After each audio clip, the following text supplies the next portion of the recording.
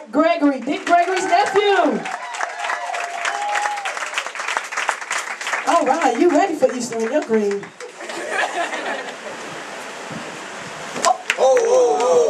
When it comes to church, man, you know, I grew up in church, but one of the things about church that I'm confused about is this whole altar call thing, you know.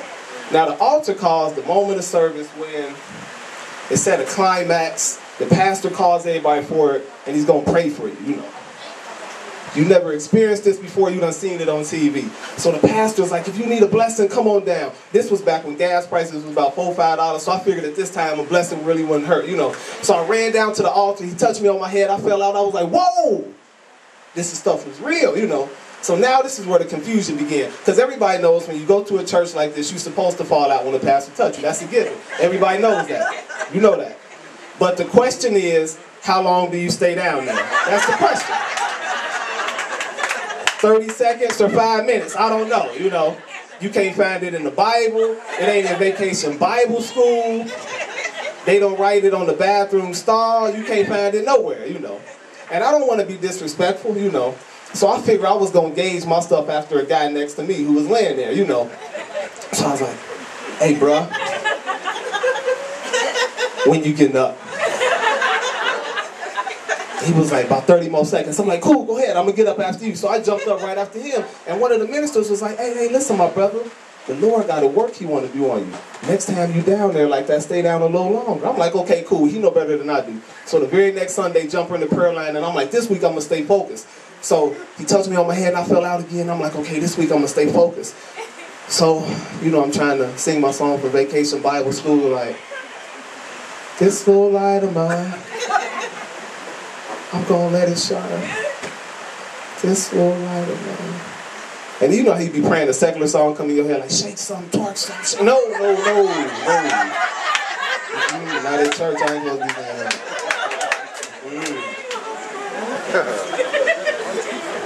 Help me, Lord.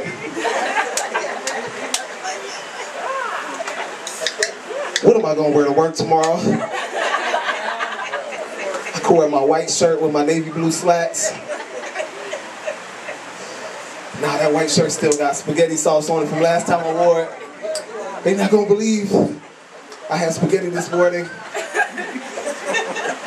Then I'm trying to gather it back in. I'm like, no, stay focused. And then all of a sudden I felt like a little rumbling in my stomach. And I'm like, no, not gas, not now. And I'm trying to hold it in, because you know, you just can't be passing gas at the altar while people trying to get their breakthrough. I'm trying to hold it like... But you got to see the muscles in my gluteus maximus, they only but so strong, and I'm trying to hold it, and then it just seeped out like.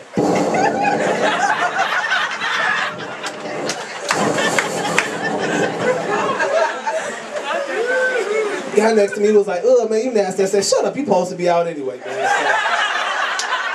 I don't go to that church no more, man. It's too confusing. Boy, it is hot as a slave ship in here.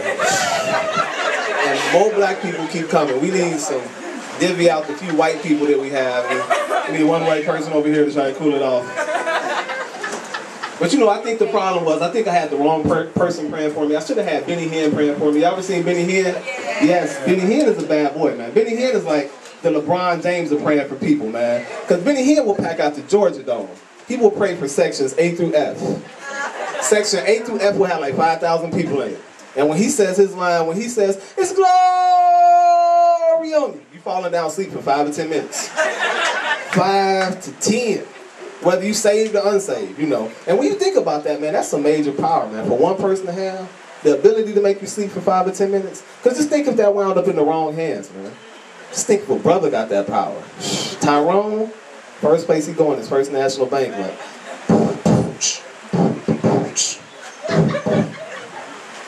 Yes, sir. How may I help you? Yeah, I'd like to withdraw $3 million. You don't even have an account here. It's glory! He's going from register to register, taking all the money. It's too much power for Tyrone. I'm telling you, God knows what he's doing, man. He knows what he's doing. Tyrone. Another funny thing about church is, y'all know them prophets, man. The show enough for real, accurate prophets. Them the people we be scared of, you know. And when it comes to prophets, you know, it's always that person in the church who like try their hardest to make eye contact with the prophet. You know, when he be at the pulpit, you know, the person be like, because they want that word real bad, man, you know. And the prophet will kill him. The prophet will say something like, you young man, I need you to stand up, there's a word for you. And he just knew this was his time. He like, oh God, thank you. I've been waiting on this word for 6 months. No, not you, young man. I need you to step to the side. Speaking of the young man with the horizontal stripes, red. Just knew that word was for you, man. Knew that word was for you. Then the prophet kill him, you know, because now it's time for him to get a person a word. You know, everybody in the church want to go to the nations. Everybody want to have the biggest ministry. Folks want to be on TVN, all that. Everybody want to go global. And he kill him. He be like, the word of the Lord is us. You want to go to the nations, but God has only called you to the neighborhoods. Not the whole neighborhood, just the 1500 block. Dang. Thought you was going global, but you're not leaving Salem. Not the whole Salem streets, just between Rallies and North River Coffee House. Which you really don't want to do too much ministry here because it's hotter than a mug. I got social security numbers for sale. Holler at me if you need to file your stuff. Like I said, it's dangerous out here, man. It's definitely dangerous. Went to Walmart the other day. It was packed, man. It was the first of the month. Everybody had their check. Food, exactly right, food stamps. So I had to park way in the back of the parking lot, and I'm coming out with my groceries in my hand, and I noticed an all-black Suburban with tinted windows behind it, you know. All-black vehicle with tinted windows, you know what I mean? Maybe intimidating to some, but I need y'all to understand, I'm a grown man, baby. I don't get scared easy, you know what I'm saying? I understand, I don't get scared easy. So I say what up to the Suburban. So I keep walking. And the Suburban hit their lights. Now where I come from, all black vehicle, tinted windows, hit their lights, sound like a drive-by. But I really need y'all to understand I don't go for that punk stuff. You know? So I just sped my walk up just a little bit, you know. You know, it's a crazy world we live in, don't know what these dudes on. And the Suburban kind of sped up a little bit too, you know. And I was like, you know what, man? No cardio never hurt somebody. No cardio never hurt, man. No cardio never hurt. And the Suburban kind of sped up, you know, as I was running.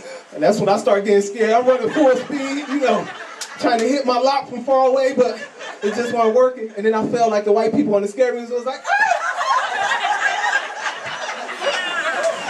I was like, ah! And then the Suburban kind of like sped up right next to me and slammed on the brakes, like, ah! And I just knew he was going to shoot me, but he rolled down the window, and it was like one of them old school Suburbans. You know, he had to roll down the window, so I had to wait for him. I didn't know what he was going to do.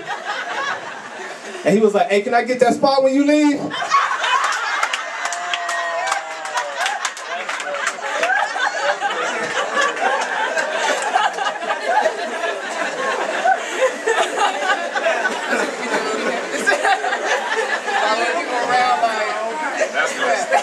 That's messed up for real, man. You know.